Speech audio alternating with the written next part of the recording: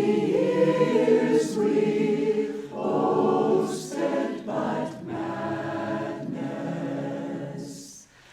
Now our souls call thee, make us thy own.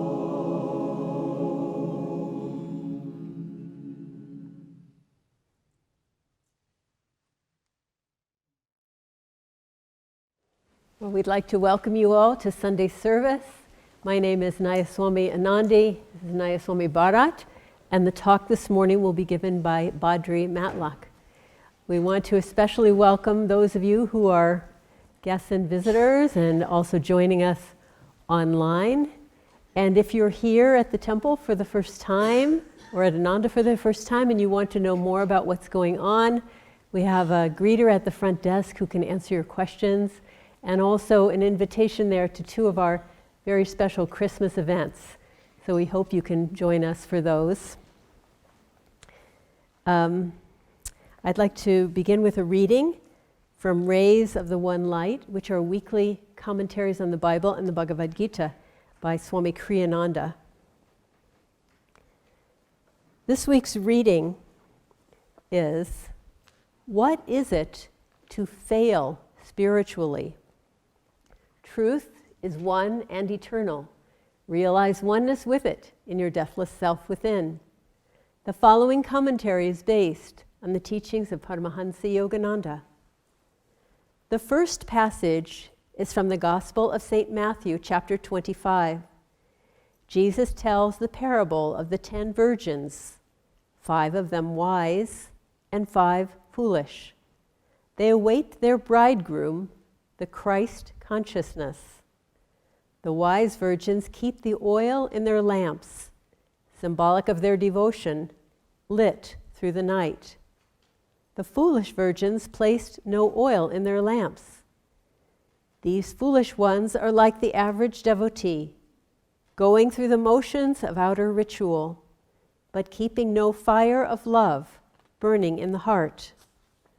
When the bridegroom's coming is announced, the foolish virgins realize their mistake and hasten out to purchase oil. During their absence, the Christ consciousness comes and embraces those who have been awaiting him with devotion. The foolish ones, by their lackluster devotion, are not accepted by him. Watch, therefore, Jesus told his listeners, for you know neither the day nor the hour wherein the Son of Man cometh. In Autobiography of a Yogi, Paramahansa Yogananda describes the foolish virgin consciousness he encountered in the Mahamandal Hermitage. Excuse me. He stayed in as a young man in Benares. I was pleased, he wrote, that my new home possessed an attic where I managed to spend the dawn and morning hours. The ashram members, knowing little of meditation practices, thought I should employ my whole time in organizational duties. They gave me praise for my afternoon work in their office. Don't try to catch God so soon. This ridicule accompanied me one of my early departures toward the attic. Later, during meditation, I felt lifted, as though bodily, to a sphere uncircumscribed. Thy Master cometh today. A divine womanly voice came from everywhere and nowhere. This supernal experience was pierced by a shout from a definite locale. A young priest nicknamed Habu was calling me from the downstairs kitchen. Mukunda, enough of meditation. You are needed for an errand.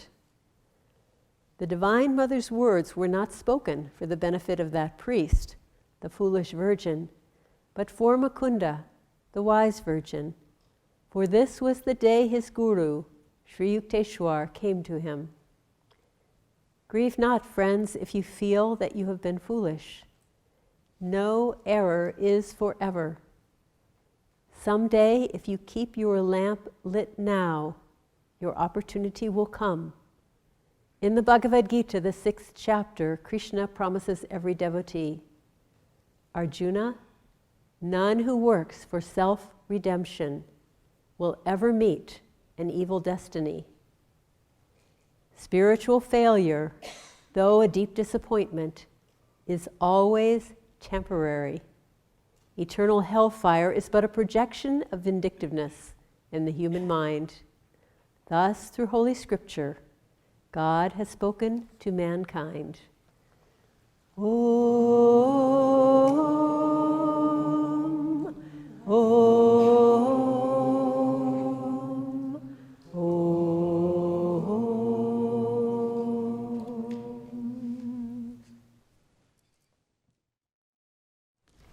Good morning, everyone.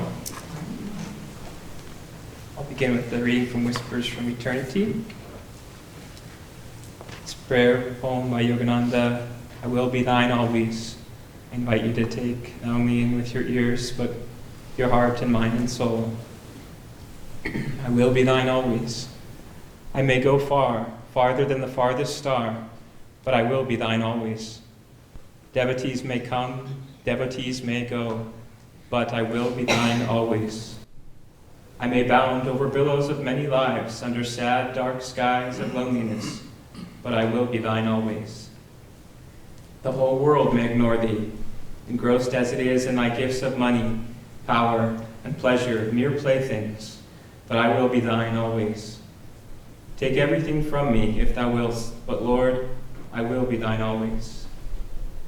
Death, disease, and every imaginable trial may riddle and rend me, yet, while the embers of memory still flicker, look into my dying eyes. They will mutely say, I will be thine always. My voice may grow feeble, fail, and forsake me, and yet with bursting heart and with silent voice of my soul, I will ever whisper to thee, my Lord, I am thine always.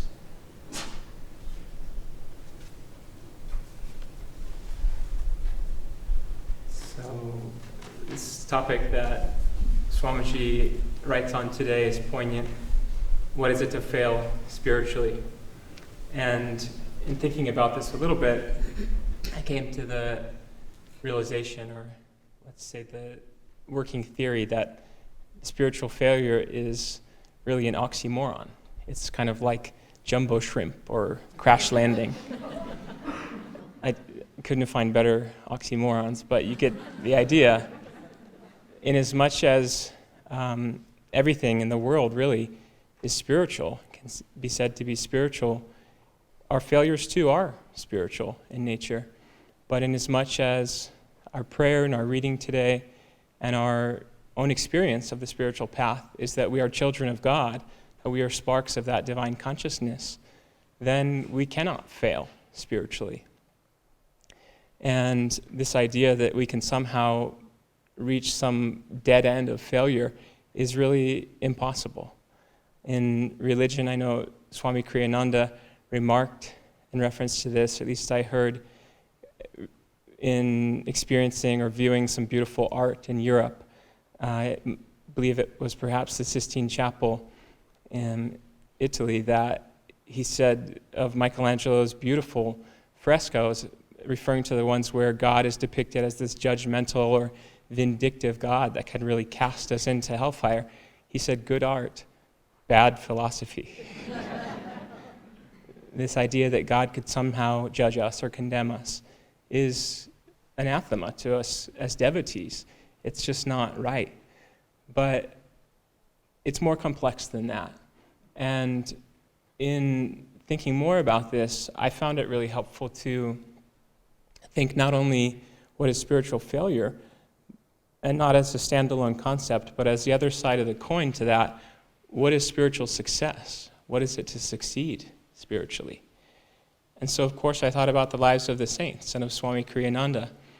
And Swamiji was rejected from SRF. More than that, he was cast out in an utterly terrible way. And it broke his heart. And his spiritual life, you could easily say, he failed. And yet, what did he do? He wasn't so buoyantly joyful that he just sallied forth, but he worked his way through it. His life was incredibly complex and controversial in some ways. But looking back through it, recently reading Nayaswami Asha's Light Bearer, he was just 1,000% for God the whole way. And that's what made it a spiritual success. Nothing else, content-wise, really mattered. And so,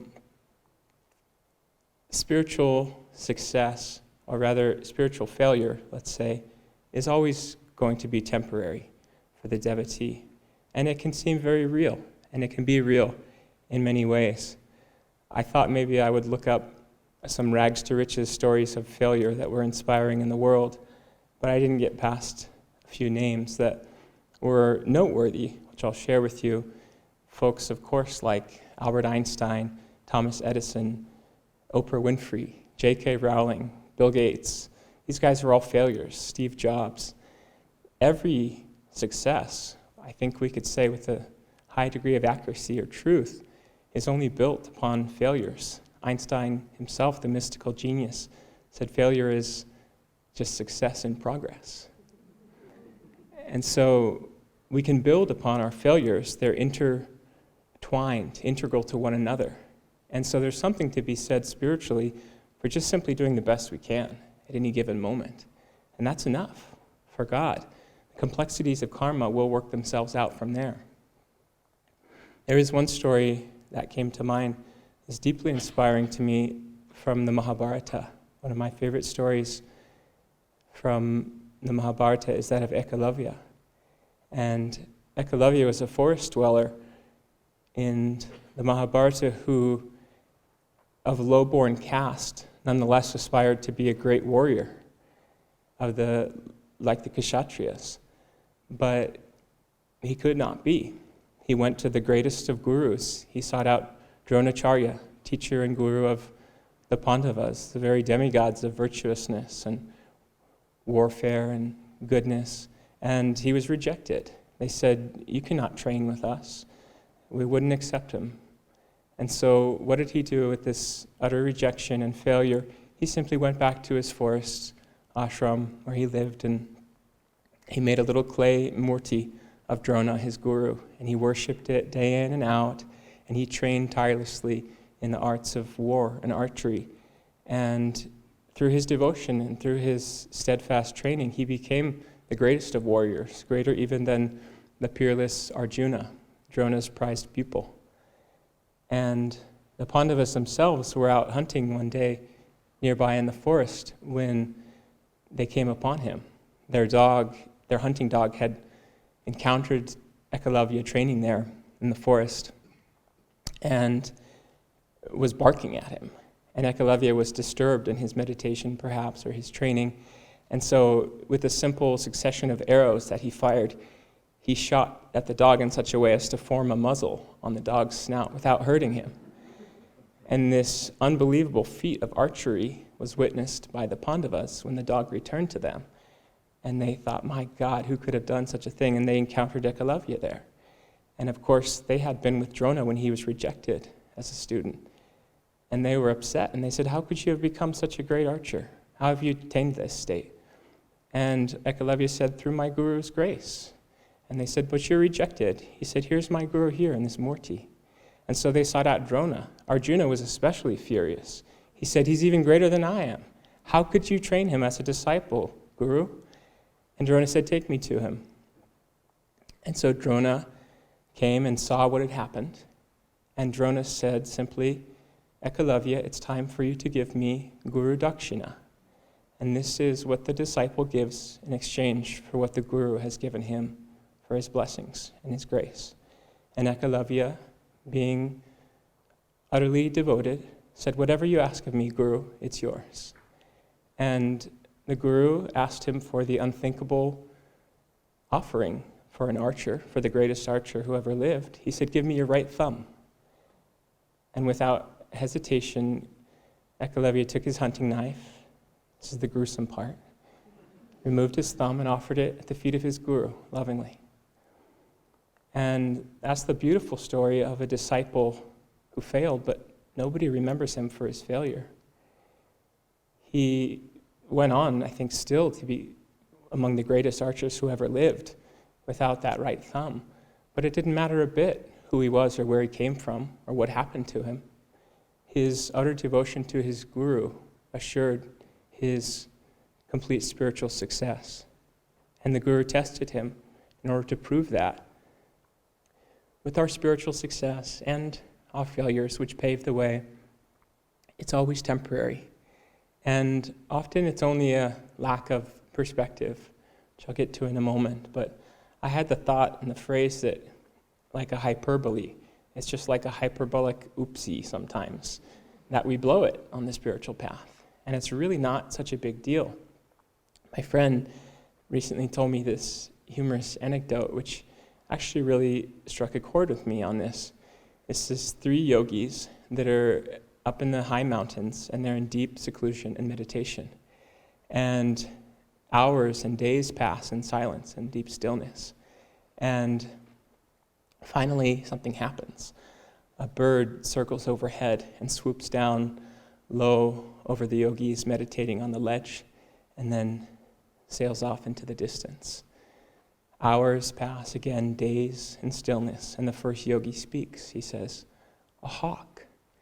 And then again, days pass in meditation and communion with God. And finally, the second yogi speaks up, and he says, "No, an eagle." And then again, stillness. Days go by in meditation and quietude with God. And finally, the third yogi speaks up and says, "If you two keep fighting, I'm out of here."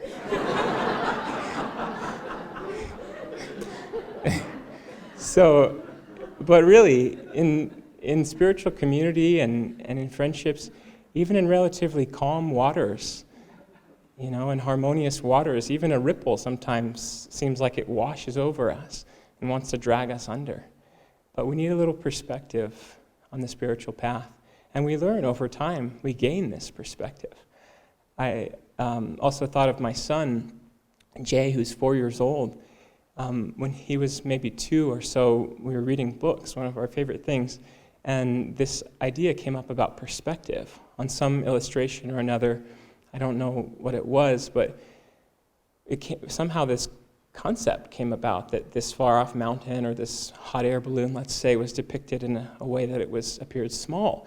And I said, well, that's because of perspective. And Jay's eyes widened, and he took it in, and some pages later, another thing came up. Oh, that's perspective. And so he took it in. And ever since then, Jay, in his wisdom, will be reading a book or in the car or flying in a plane, to visit relatives. And he'll remark on something, the moon or some trees, the little houses below us, looking out the plane window. And he'll say with this air of wisdom, "Dad, perspective." Perspective. He's really got the concepts down. And like a child, we can gain perspective, really, on life and see it more from the eyes of God, that whatever's happening to me or going on in the world around me is just happening in a little space of God's infinite love. And we may not be able to see all the way across the riverbank, let's say, if whatever is happening is just a stepping stone. But we can go a step ahead and a step ahead at a time. And sometimes we'll get the full perspective on things. The other story that is really inspiring that came to me is this story from the life of the Buddha that Yogananda told. And he recounts this story of the Buddha who is resting by the river beneath a tree with his disciples. And he's approached by this woman, a courtesan, a beautiful woman.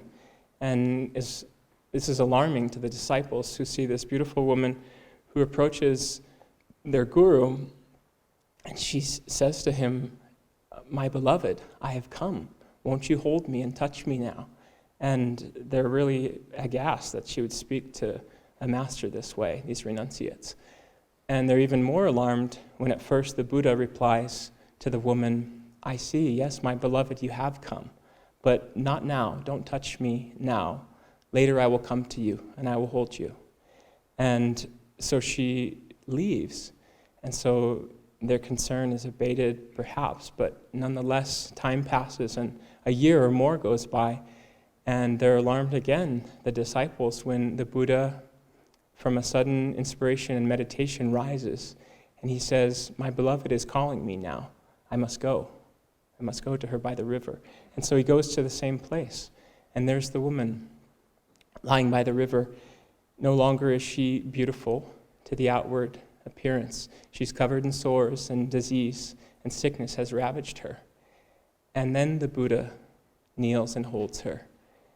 And with his loving touch, she is healed. And he says, "Now, my beloved, I have come."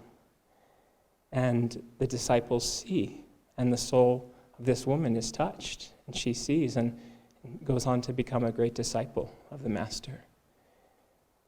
And so the complexities of fate and karma are not always ours to see, perspective or otherwise.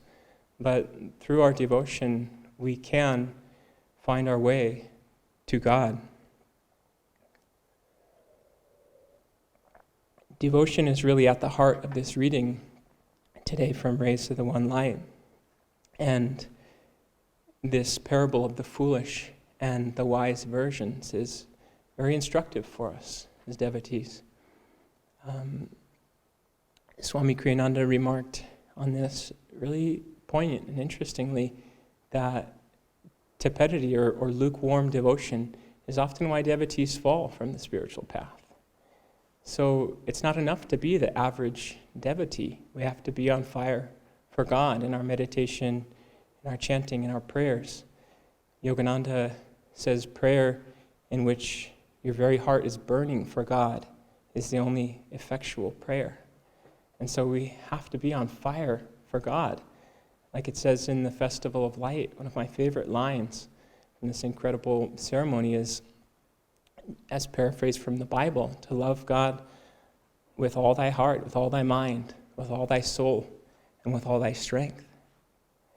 And through this love for God, we can overcome any test or seeming failure. Paramahansa Yogananda said, as long as you're making the effort, God will never, ever, ever let you down. And those are immortal words to us as devotees. And in the Bhagavad Gita, there's this quote that so many of us know and just can never hear too often. It says, give me devotion, cling to me, give me lower service. But in this, if thy faint heart fails, give me thy failure. And so even failure is success when it's given to God. And Sister Gyanamata, the great saint and foremost female disciple of Yogananda, said, "See nothing but your goal ever shining before you." And so just like that chant, "Pole star of my life," if we can just keep our sights set on God, we will get there. Yogananda also said, it doesn't matter, the true devotee would wait 200 lifetimes for God, if that's what it would take. And we have to have that willingness. We would accept that. I don't care if you come to me now, tomorrow, or in 200 lifetimes, Lord. I will be thine always. You know, the other thing about our failures and our mistakes is that that's not us. So often we identify or misidentify with our mistakes. And I had the thought just now, even the mistake of identifying with our mistakes is not us. We can't, no matter how hard we try, fail. It's just a temporary setback. And it can seem very real, but it's not. God is what's real in our lives. And like a compass, the needle just always has to go towards God. The other inspiration came to me from the life of St. Francis, which I'll share with you. And just a few stories that I've read from Saints That Move the World, a beautiful book. And in thinking about the lives of the saints recently, of Christ and the masters and the saints, it's just that the inspiration and the instruction as devotees that we can draw from the lives of saints is as real and fresh in this very moment as if they were living amongst us. And in the life of St. Francis, early on in his spiritual life, he was living in this utter poverty, which he chose as part of his new spiritual path and expression. And early in the first winter, there were 8 other brothers with him in this kind of experiment. And they were cast into just abject poverty at this point as winter set in. And they were even kicked out from the Lazar house where they lived outside Assisi with the sick and the poor and the dying. And so this was their first real test. And they just followed Francis, these 8 brothers, and they found their way to this little shed by the river, which is called Rivo Torto, the crooked river, and this old shed where they made their home in their ashram. And so for a long time, they would just live and pray here. And cold and rain would just splash in and freeze them in this little shed. And they just followed Francis's lead. He just would sing and say, "Oh, Brother Rain has come." And they just were filled with joy at Francis's joy. And they were hungry. They had no food. And the townspeople had even refused to give them alms to try to teach these ne'er-do-wells who just wanted to live in poverty. And so hunger gnawed at their stomachs, and they followed Francis's lead. He said, "Keep quiet, Brother Hunger. We have something to discuss with Father." And they would pray to God, to the Heavenly Father, and sing to God. And they were uplifted and they were fed by his love and joy that he shared with them. And it was at this point that the well-known story comes where a man and his donkey kicked them out. He said, "I need this shed for my nag," and get out. And so without any ego whatsoever, Francis went out into the cold, and the brothers followed. And this was what God was asking for them. And so Francis said, "Now it's time to preach." He said, "We'll go forth in 2s." And he sent them in the 4 directions. And they went to share God's love and God's word with people. But here's where it gets interesting. Shortly after, Francis went off by himself. And he had his first dark night of the soul. And he was up on a high mountain in a cave. And he was beginning to doubt everything he had given up to live for God in poverty. And we've all experienced this in some way, large or small. He was really wondering what it's all about, and he wasn't sure. And it was a very, very dark and difficult period for him. In this freezing, dark cave is when God came to him and showed him in a vision of light the future of the Franciscan order, which would eventually change the course of history, of world religion, and God's work on earth. And he showed him hundreds and then thousands upon thousands of brothers and sisters holding hands and rejoicing in living for God. And so Francis went out to the mouth of the cave, and there was a howling snowstorm. And he called out to the wind, "Keep quiet, brother wind, I have something to say." And the wind howled ever more loudly into his ears, and so he whispered to his brothers. And through the power of God, they heard him in their ears and in their souls. And they came back from their preaching shortly, and they all gathered back at Rivo Torto, the shed. And it was here that Francis drafted the precepts for the Franciscan order. And they were to take this to the Vatican, to the Pope, to get his approval. And when they did, the Pope had Francis chased away as a vagabond from his terrace. And miraculously, soon thereafter, he somehow obtained an audience with the Pope, who more miraculously still confirmed an unlearned man, Francis, neither a monk nor a prior, as the leader of the new Franciscan order. And he called the convening of the cardinals there. And they approved of the precepts of the Franciscan order, something totally unprecedented and impossible. And so they went back and founded St. Francis's work for men and eventually for women. And the final part of this story I wanted to share is kind of not directly related, but many years later, this same Pope, who was known as a great Pope, Pope Innocent III, he was on his deathbed. He was very sick and dying, and he was rumored that he had the plague. And so nobody would go near him. Only a couple of physicians would go near him, and everyone stayed out of his rooms. And only Francis would go in fearlessly with love and visit with the Pope and pray with him there and kiss him on his deathbed.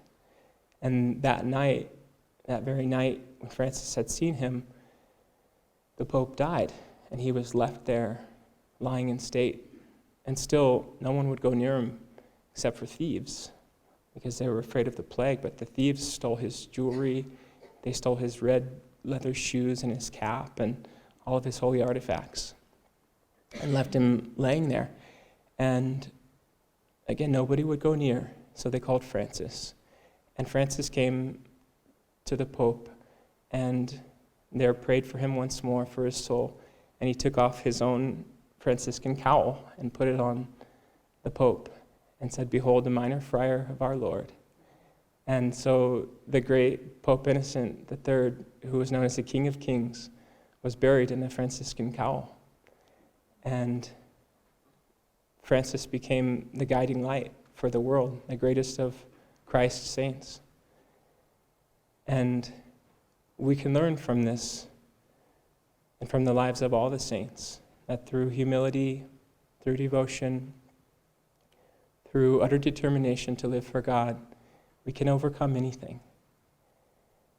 And that's my prayer and my wish, that in this Spirit of Christ season now and on this World Brotherhood Day, that for my own seeking and just for all brothers and sisters seeking spiritually, that come whatever may, failures or trials or stumble, trip, fall, utter seeming abysmal failure, that we never, ever, ever give up, and that we always live for God and share Him with all.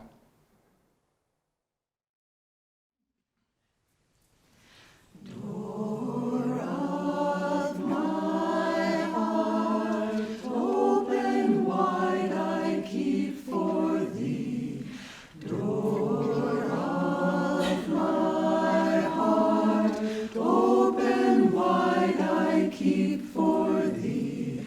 Wilt thou come, just for once come to